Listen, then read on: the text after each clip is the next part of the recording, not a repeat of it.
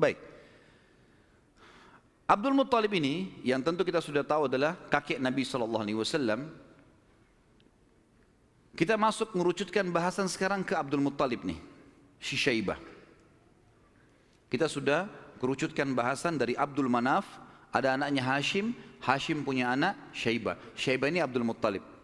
Kita harus kerucutkan begitu supaya nanti ngerucut ke Nabi SAW. Karena kalau melebar akan jalur nasab Quraisy banyak sekali. Abdul Muttalib ini pada saat dia masuk ke Mekah, kemudian dia menikah, Allah karuniakan dia satu orang anak. Anaknya diberi nama Harith, satu anak dikasih. Waktu Harith sudah mulai bujang, mencapai umur sekitar 17 tahun.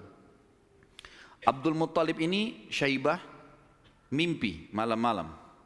Dia mendengar suara dalam mimpinya, ihfirit tiba. Maksudnya, galilah tiba. Tiba itu sesuatu yang baik. Lalu dia bertanya, mat tiba?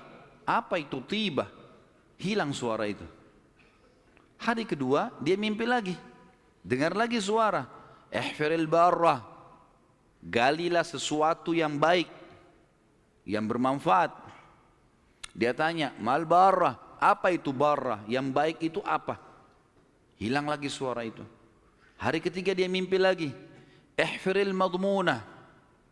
Gali sesuatu yang terjamin. Dia tanya, mal madmunah? Apa itu madmunah? Hilang lagi.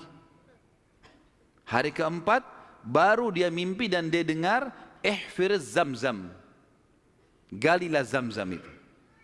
Zamzam ini, di zaman itu, cuma seperti sebuah histori lama, kenangan. 500 tahun tidak ada sumur zamzam. Hilang. Jadi, selama Khuza'ah berkuasa teman-teman sekalian di Mekah, mereka selalu mendatangkan air dari luar. Beli mahal dari luar Mekah, sumur-sumur di luar Mekah.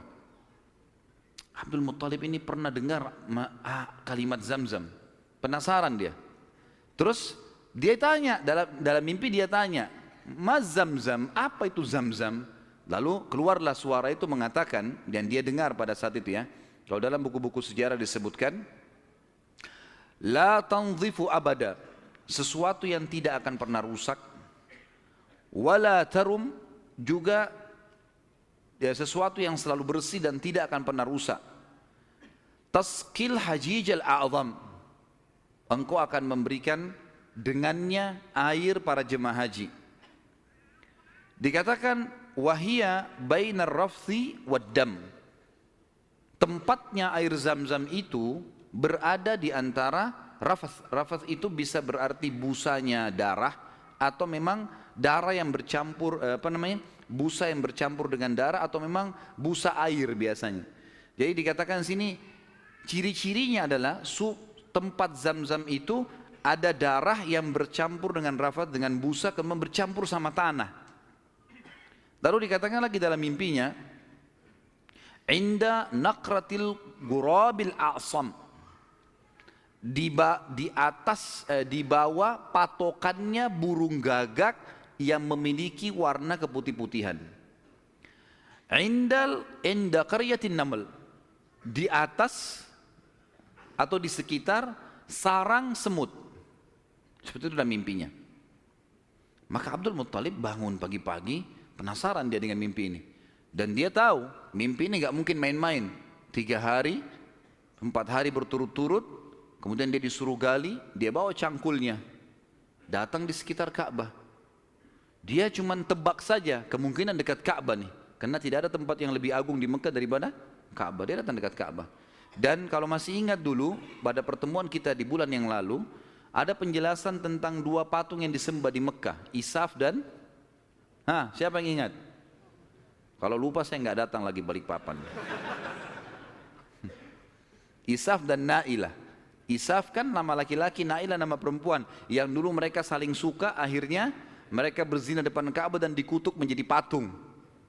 Kan dulu waktu sebelum Amr bin Luhai datang ke Mekah, patung Isaf ditaruh di Gunung Safa, patung Na'ilah ditaruh di Gunung Marwah. Untuk peringatan bagi orang-orang.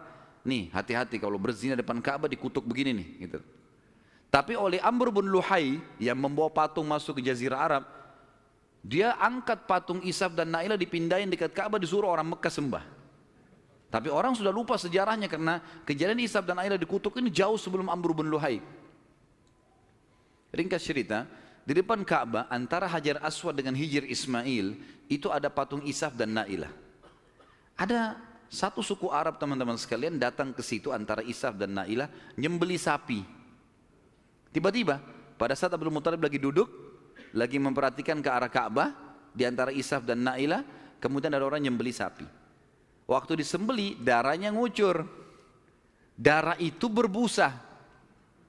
Dan karena dia ngucur, jalan sampai berada di sekitar Isaf dan Nailah. Dia kurang lebih jangan dibayangkan ini Ka'bah, ini Hajar Aswad dan ini Hijr Ismail.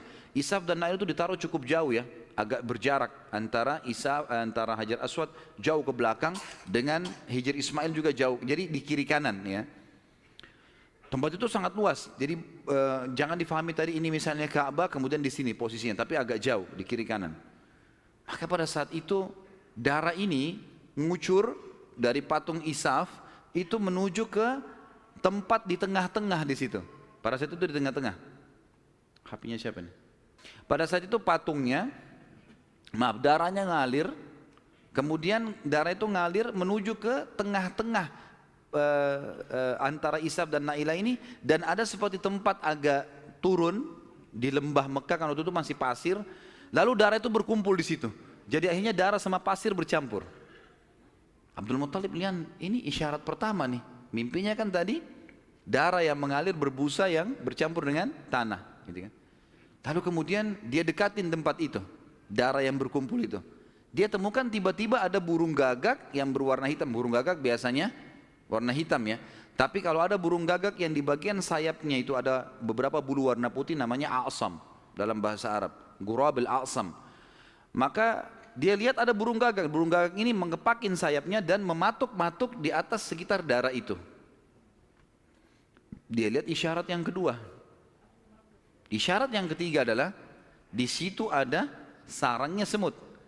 Dia lihat ke dekat kakinya, ternyata ada beberapa ekor semut yang menggigit kakinya dia. Dia melihat ada lubang di situ. Maka dia bilang kepada anaknya Harith, Harith, saya mau menggali di sini. Siapapun jangan mengganggu saya. Maka dia angkat cangkulnya. Tapi kita jangan lupa, ini depan Ka'bah.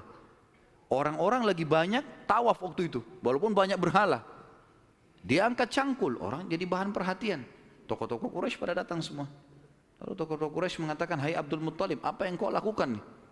Kata Abdul Muthalib kepada Harith, singkirkan mereka dari saya, sibukkan. Jangan sampai mereka dekatin saya. Terus saja Harith menyibukkan orang-orang Quraisy dan Abdul Muthalib terus saja mencangkul sampai ujung cangkulnya menyentuh bibirnya sumur itu. Sumur Zamzam. Dan dengan kuasa Allah, airnya muncrat keluar. Pada saat airnya muncrat keluar, Abdul Muthalib mengatakan, Allahu Akbar. Karena memang mereka menggunakan bahasa Arab dan kalimat Allahu Akbar itu sudah biasa mereka ucapkan, gitu kan? Maka orang-orang Quraisy tahu kalau Abdul Muthalib sudah dapat target dan mereka kaget waktu lihat air muncrat, air di depan Ka'bah. Selama ini selalu ambil dari luar. Ini kemuliaan abadi, gitu kan? Maka tiba-tiba orang Quraisy datang, hai Abdul Muthalib, air ini kita punya sama-sama.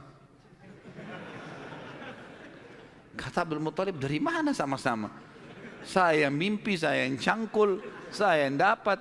Dari mana kalian punya sama-sama nih? Ribut nih. Abdul Muthalib bilang, ini punya saya. Quraisy bilang enggak, dikeroyokin Abdul Muthalib pada saat itu. Ribut, akhirnya mereka sepakat panggil hakim lagi. Ini hakimnya nih, cari penengah. Bagaimana caranya supaya ini bisa ditengahi, gitu kan? Insya Allah masalah ditengahi ini kita lanjutkan habis sholat Isya. Subhanakallahumma bihamdika asyhadu an la ilaha illa anta astaghfiruka wa atubu ilaik. Wassalamualaikum warahmatullahi wabarakatuh. Assalamualaikum warahmatullahi wabarakatuh. Alhamdulillah wassalatu wassalamu ala Rasulillah. Kita lanjutkan bahasan kita. Akhirnya Abdul Muthalib setelah menemukan sumur Zamzam, orang-orang Quraisy tetap menuntut untuk dibagi. Dan Abdul Muthalib bertahan, nggak bisa nih. Saya mimpi, saya yang gali, saya yang temukan. Gimana kalian merasa punya hak di situ? Ribut, akhirnya dicarilah penengah. Dan pada saat itu mereka tidak lagi ke Ya'mur, tapi mereka pergi ke dukun Bani Sa'idah. Ada satu dukun wanita di Madinah, waktu itu disegani. Dan memang pada saat itu dukun-dukun ini luar biasa pengaruhnya. Pergilah Abdul Muttalib bersama dengan tokoh-tokoh Quraisy.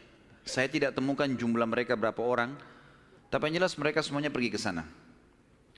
Tiba di kota Madinah, ternyata dukun tersebut pergi ke Khaybar, wilayah lain. Nanti akan ada bahasan masalah Khaybar, tapi yang jelas pergi ke Khaybar.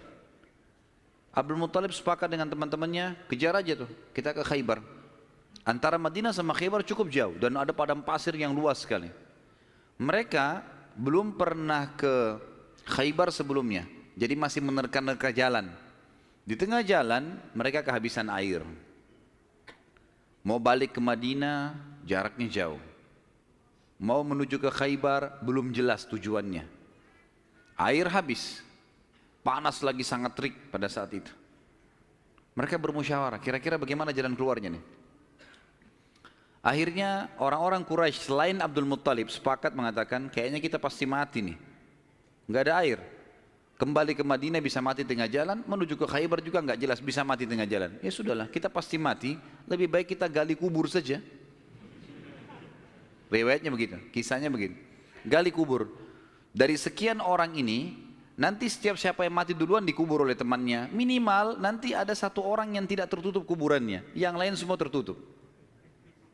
Akhirnya mereka pada gali kuburan, kecuali Abdul Muttalib nih. Abdul Muttalib bilang ini bukan ide yang tepat nih. Masa kita menyerah? Lebih baik coba kita cari jalan. Teman-temannya bilang percuma mau kemana? Abdul Muttalib naik ke atas untanya. Begitu untanya bergerak, dari pijakan kakinya untanya Abdul Muttalib keluar muncrat air di padang pasir itu. Keluar mata air. Lalu Abdul Muttalib melihat, dia turun dari untanya, dia minum airnya, untanya dikasih, lalu diajak teman-temannya, ayo ini ada air minum. Teman-temannya heran, di padang pasir ada air. Maka akhirnya mereka sepakat mengatakan, demi Allah yang telah memberikan, demi Allah sungguh ya, yang telah memberikan air kamu di sini, Allah Subhanahu Wa Taala, dialah yang telah memberikan kamu air Zam-Zam. Zam-Zam punya kau, hai Abdul Muttalib. Gara-gara ini akhirnya Zam-Zam jadi miliknya Abdul Muttalib, dan Abdul Muttalib keturunan dari Abdul Manaf. Sementara memang dasarnya Abdul Manaf tadi sudah saya jelaskan, mereka bertugas memberikan makanan dan minuman jemaah haji. Sehingga sekarang mereka tidak perlu lagi mengambil air dari luar, tapi mereka sudah punya mata air Zam-Zam. Dan sebagian ahli sejarah menanggapi mengatakan, Allah yang maha tinggi dan maha pemurah memudahkan mata air Zam-Zam ditemukan kembali oleh Abdul Muttalib, karena memang suku ini dari turunan Abdul Manaf bertugas untuk memberikan minum dan makan jemaah haji. Maka karena itu Allah Subhanahu Wa Taala kasih. Makanya tadi dalam salah satu perkataan dan pernyataan dalam mimpi, Taski Hajijal A'zam, engkau akan memberikan minum jemaah haji yang banyak, gitu kan. Jadi bukan karena Abdul Muttalibnya, tapi karena memang waktu itu diberikan untuk jemaah haji umumnya.